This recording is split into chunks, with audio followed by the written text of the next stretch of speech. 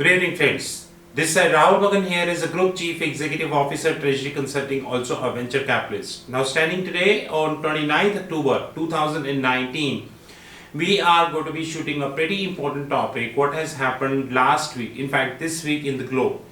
Well, life is going very good because every day something or else is happening. Like some countries do well, some companies do well, sometimes they don't do well. Like today, maybe today or tomorrow, you can say today we are having a data from Fed. Now Fed meeting is there. God knows what would happen if the Fed would cut the rate. Then things will surely be shaping up. If they don't cut the rate, then again things would be shaping up. We need to see, we need to wait and watch. But today we're going to talk about topic which is known as Mario Draghi versus Christine Lagarde. We know that this week very important thing which has happened is that the European Central Bank President, which is Mr. Mario Draghi, is retired. Now he would be replaced by the International Monetary Fund Managing Director, which is Christine Lagarde. I would like to put my views about this development as this would be one of the most important developments we have in the world of growth, and I would like to thank Bloomberg the way they covered this development also.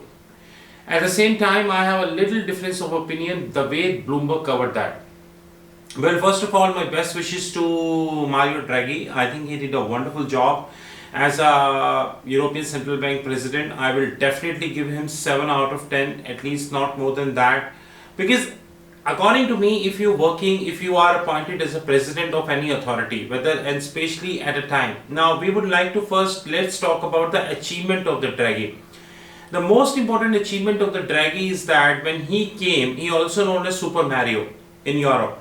Now, the most important achievement of his is that when he came and when he basically came on the seat as a president of European Central Bank, a number of talks were there that Euro will touch the parity. And the person who is shooting this video himself agreed that Euro is going to touch the parity. But the way Draghi hold Euro, and today Euro is roughly 1.10, I think it's exemplary. Draghi did wonderful job as far as the protection of Euro is concerned. Well, while he was leaving in his last press conference, he said that Euro is irreversible. Then I think he is little bit wrong here, because if I talk about his achievement, that his achievements are lot. Like top achievements of his that the way he actually saved Euro is phenomenal. Second of his achievement is that the framework which was given to ECB by European authorities, which is to the European Central Bank, he acted very well in this framework. Although you know me personally very well that most often I raise questions about the framework. I'm not a framework person, I hate framework. But still, there are very limited people we have in this globe which we left, those who actually know how to live in this framework. In that regard, Mario Draghi deserves a very good ranking. Third very good thing he did is that he introduced lot of instruments in the European Central Bank market, and one of them is the LTRO. I don't know, and neither I am going to be explaining LTRO here. Now, the way he introduced LTRO in the system is exemplary, but unfortunately, here he lost. Now, if we talk about the failures of Draghi and the interpretation issue we have with the Draghi, now one of the failures of the Draghi we have is that, that he said that the negative interest rate is a success of Europe. I nowhere think that negative interest rate is a success of Europe, and especially at the time when if we go as per the Bloomberg, around 39 trillion worth of total investable surplus, and out of this approximately 15 plus, there are multiple reports who confirm multiple numbers. Like today I was watching one of the speakers on the Bloomberg TV, and he said that around 15 trillion plus bonds are on a negative interest rate parity. Different reports confirm that this is actually not 15 trillion, this is over 19 trillion and growing. While if you look at the largest sovereign wealth fund of the globe, which is Nordics, they have invested almost 60 billion euro. And I think the amount must have changed. I'm giving you 2 months old figure. But they have invested around 60 billion euro in a negative interest rate policy. I should not tell you that Japanese bonds, which is benchmark curve BMK, German benchmark curve, they all are in negative. Majority of the benchmark curves we have in Europe is negative. I think one of the biggest failures of Draghi as a president of European Central Bank is the negative interest rate parity. Now, today I have made a video which is Treasury Consulting Group Tier Framework. Tier stands for Treasury Earnings and Risk. In this I asked a question that how many benchmark curves we have worldwide. I will not give you the answer of that. You have to give me the answer of that. But out of these benchmarks, around 1/3 of the benchmarks we have in Europe. That's for sure. So, suppose it is 48 benchmarks. All the right answer is not 48, don't worry. It is much more than 48. So suppose the total benchmarks is 48, 1/3 stands for 16, around 16 benchmarks we have of Europe. If today we look at the European benchmarks, then majority of the benchmark curves are negative, and more importantly the OIS rates, which is overnight index swaps, and the floating indexes are in negative. Now during this press conference, you know that I spare a lot of time every day on the Bloomberg TV. I watch Bloomberg TV a lot, and I think this is the only media channel we left who speaks reality, who covers 1% politics and 98% business, and I think 98 to 99%, and kudos to them. Now during the press conference of Draghi, when he was giving his final press conference, I listened word by word his press conference.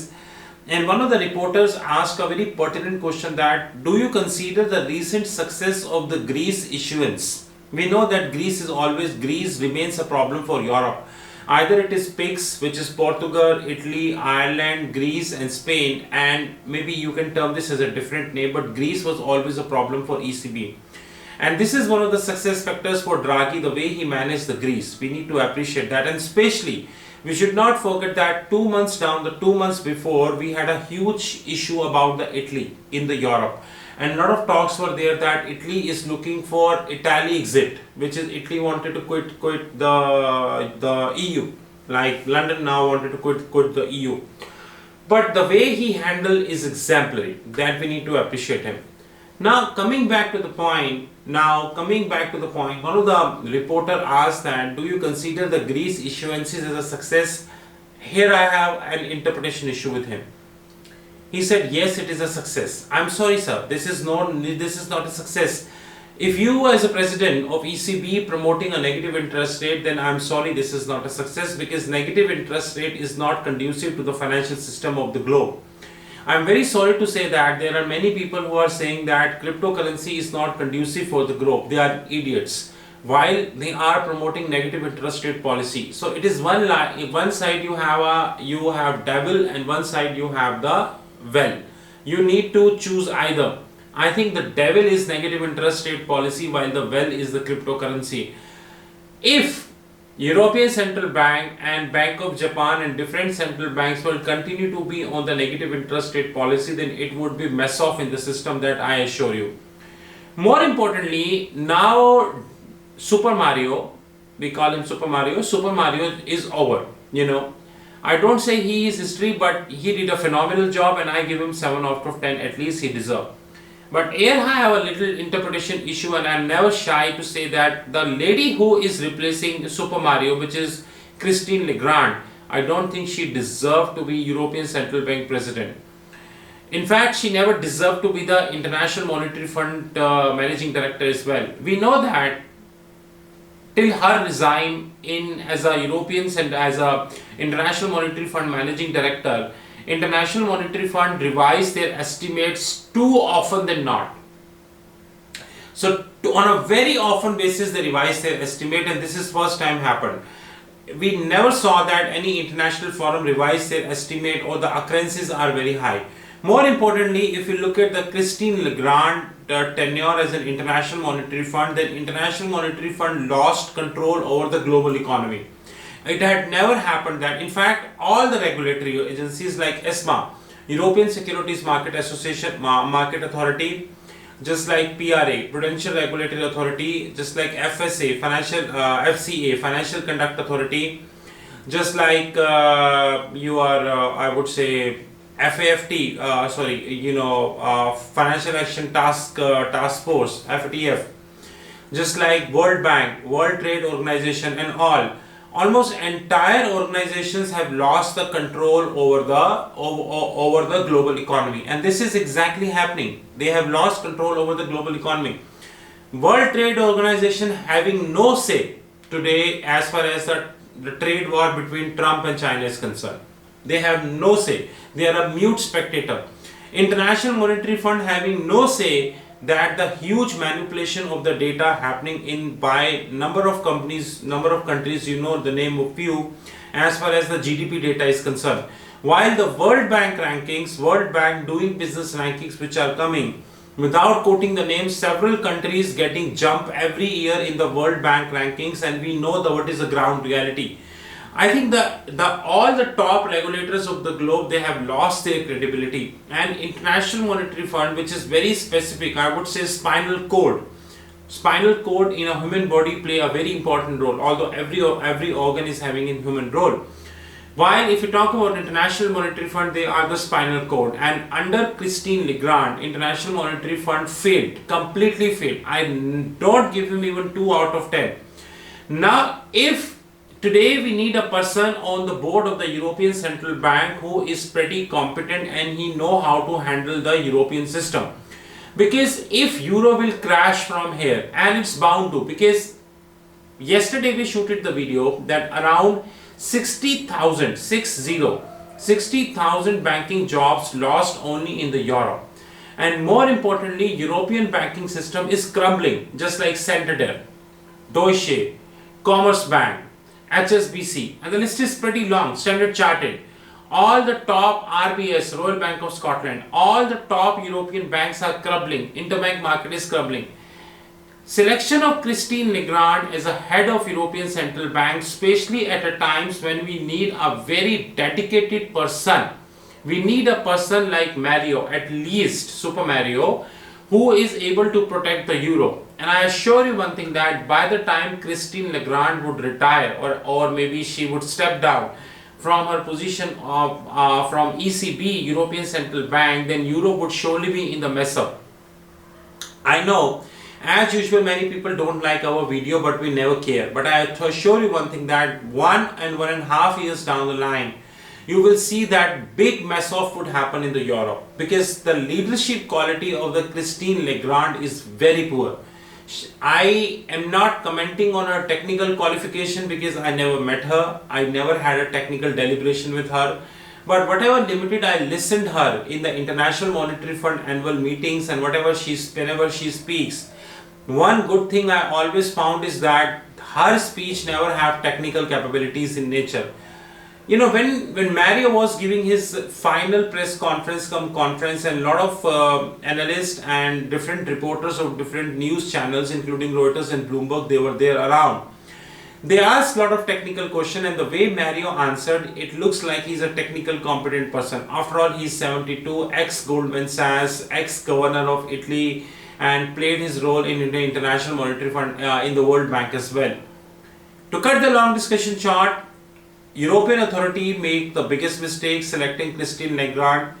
Euro will not only the euro and the European Union authorities will pay the price of that. We might see the whole world will pay the price of that.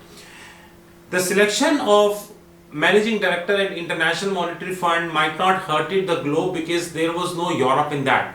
But here you are being a ECB head, you are dealing with the European Union authorities, and everyone wanted to quit the EU. So very testing times for Europe round the cards, and we really need to see how this shape up. But I am always skeptical as far as the Christine Lagarde is concerned, but I am no one to decide. I have no authority to decide her appointment. With this, we thank you very much. You know our mobile number, which is +91, an Indian code 9899242978. You know our fixed income platform, www.fixedincome.global. Have a great time and talk soon.